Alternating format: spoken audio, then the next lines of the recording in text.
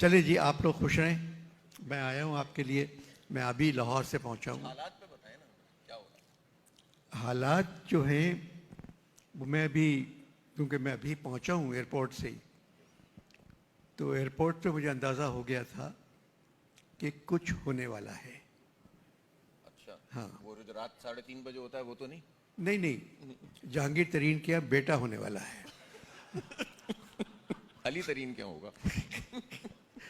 मगर इस मुल्क में कुछ भी हो सकता है। मगर देखें, जमात तो पीएम की तरफ नहीं है। सिराज साहब हमेशा कहते हैं कि ये जमात नहीं है ठीक। खाली ईमानदारी से मुल्क नहीं चलता। दुनिया में जो मुल्क तरक्की कर रहे हैं वहाँ बेईमानियाँ हो रही हैं, मगर वहाँ इकॉनमी बहुत आगे बढ़ रही है। 3 साल हम सिर्फ बेईमानी के पीछे पड़े रहे। 3 साल हम अगर तालीम, सेहत और मईशत के पीछे पड़ जाते तो आज कहाँ होते हम। इमरान क्योंकि सियासत से उनका ताल्लुक़ नहीं था, वो नए नए आए हैं सियासत में, तो उनको अंदाज़ा नहीं है कि किस वक्त क्या बात करना चाहिए, क्या नहीं करना चाहिए। इमरान की टीम उनकी वर्ल्ड कप वाली टीम नहीं है जिसने जिताया था मैच। और वर्ल्ड कप भी हम कैसे जीते वो तो अल्लाह ने जिताया। इससे टीम हारे, उससे जीते, यहाँ बारिश हो, यहाँ 2 आउट हो जाएं, फिर पाकिस्तान आ सकता है। हम उस तरह वर्ल्ड कप जीते थे। श्रीलंका भी जीत चुका है वर्ल्ड कप, ऑस्ट्रेलिया जीत चुका है, वेस्ट इंडीज। वो कभी नहीं कहते कि हम वर्ल्ड कप जीते हुए हैं। ये खेल है भाई। मगर ये कि अब जो हालात हैं, बस मैं डर रहा हूँ कि अगर कोई ताकतवर आ गया तो फिर 10 साल ना आप कुछ कह सकेंगे ना मैं कुछ कह सकूँगा, कोई कुछ नहीं कह सकेगा। लेकिन ये एक मसला ये भी है ना कि वो जो लौटा तो मेरे पास आया, नहीं, वो तो परवीन शाकिर का था ना। मगर इसमें यह है कि मार्च का महीना कुदरत ने सिर्फ फौज के लिए बनाया है। वो बड़े प्यार से मार्च के महीने को कहते हैं क्विक मार्च। फौज नहीं चाहेगी कि इस महीने में कोई और मार्च इस्लामाबाद में हो। 23 मार्च फौज का दिन मुकर्रर है। बिलावल मार्च, फजलुर रहमान मार्च, इमरान मार्च, मरियम मार्च, औरत मार्च नहीं चाहेगी फौज। और देखें, अगर उन्होंने फैसला किया, हमारे फौजी सरबराह का नाम है जावेद। जावेद का मतलब है अबद तक, हमेशा। तो जो आदमी हमेशा के लिए पाकिस्तान आया है वो क्यों चाहेगा कोई और आए।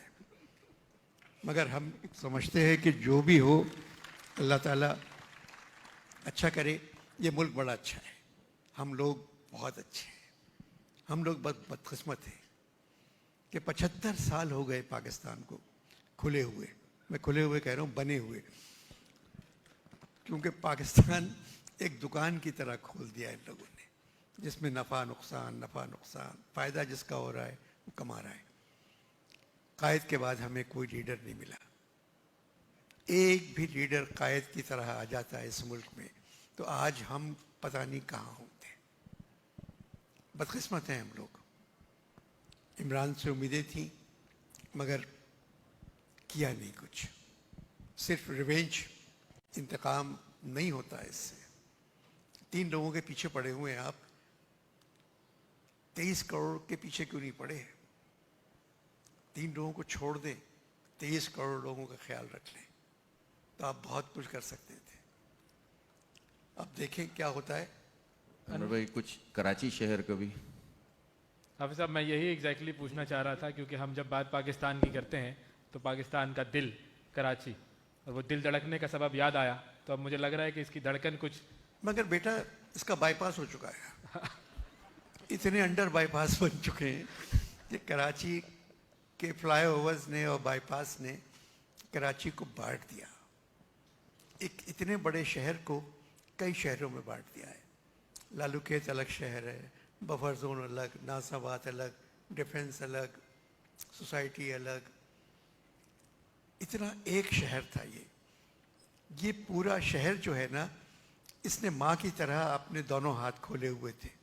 खैबर मेल 1947 14 अगस्त से रोज़ाना कराची आती है, भरी हुई आती है। जो लोग स्टेशन पे उतरते हैं वो वापस नहीं जाते। ये कराची उनको बोलती रह जाओ। और हर कोई आया है यहाँ रहने के लिए। और ये इस वक्त मर्दमशुमारी जब हुकूमत कराती है तो मर्दमशुमारी का मतलब हुकूमत समझती है खाली मर्द, वो औरतों को नहीं गिनती। इसलिए कराची की जो आबादी है वो 1.5 करोड़ बताते हैं। फिर 1 करोड़ बच्चे तो पिछले साल पैदा हुए हैं। तो आप 1.5 करोड़ की आबादी कराची की कौन कह सकता है। मगर ये शहर जो है अभी भी, एक ज़माना था जब कोयटा की ठंडी हवा आती थी और लोग अंगीठियाँ जला के छोटे से सहन में लकड़ियाँ रख के, कोयले रख के उस पर हाथ सेकते थे और कोयटा की हवा को दुआएं देते थे कि भाई ये कोयटा की हवा है। अब जब कोयटा से हवा कराची में आती है तो उसमें खुशबू नहीं होती, उसमें खून की बू होती है। तो इस शहर के लिए परेशानी हो गई। ये शहर बढ़ता गया, अंदाज़ा नहीं था कि इतना बड़ा शहर। अयूब खान और अल्ताफ़ गौहर ने फैसला किया कि दारुल खिलाफा कराची से वहाँ ले जाएं, क्योंकि यहाँ महाजिर बहुत हैं। तो दारुल खिलाफे में इतने महाजिर नहीं होना चाहिए। तो इन्होंने नया इस्लामाबाद बनाया। कायद आज़म को मज़ार को छोड़ गए, वरना वो भी ले जाते। मगर ये कि इससे बड़ा शहर, इससे अच्छा शहर मैं आपसे कहूँ पूरी दुनिया में नहीं है। मैं पूरी दुनिया देख चुका हूँ, हर शहर में गया हूँ। मुझे कराची से अच्छा शहर और कोई लगा नहीं। और जब कराची शहर में एक इदारा हो अल खिदमत, तो फिर इस शहर को किसी और चीज़ की परवाह नहीं करना चाहिए। जीते रहें आप लोग, खुश रहें। और जो काम कर रहे हैं आप लोग, आपने जेल में लोगों को पढ़ा दिया। कोई बीए कर चुका है, कोई एमए कर चुका है, वो पढ़ के आप लोगों के पास आए कि आपने हमें तालीम दिलवा दी, आप बताएं हम आपके लिए क्या कर सकते हैं। तो अब जो हालात हैं उसमें बहुत लोगों के जेल जाने का चांस है। तो आप उनके आईजी जेल खाना जात भी मौजूद है। मैं उनसे बात करूंगा कि उनके साथ भी पढ़ाने के लिए तालीम देंगे, क्योंकि उन्होंने अभी कोई डिग्री हासिल नहीं की है। तो मैं चाहूँगा उनको भी पढ़ाएं, क्योंकि मुशर्रफ साहब ने एक काम ये किया था कि बीए की डिग्री ज़रूरी है। तो मेरे जानने वाले 2 वज़ीर हैं, मैंने उनको डिग्रियां दिलवाई, एक को 3-4 दिन में, एक को 2 हफ्ते में। मैंने कहा दिलवा देता हूँ, एक साहब यही काम करते हैं, तो आप उनसे मिलिए। तो एक वज़ीर को MBBS की डिग्री मिल गई, डॉक्टर की। उन्होंने 13,000 रुपये दिए थे, क्योंकि 9,000 में बीए की डिग्री मिल रही थी। 17 दिन के अंदर 120 आदमी इम्तहान पास कर गए और बैठ गए। तो ये तबाही थी कि अभी बहुत लोग हैं जिनके पास डिग्री नहीं है, मगर वो हैं। मगर मैं सर से कहूँगा, जो जेल के सरबराह हैं, कि जो भी अब जेल में आए ना, कोशिश करें कि बाहर ना आए। खुश रहें। कराची जिंदाबाद, पाकिस्तान पाइंदाबाद। बहुत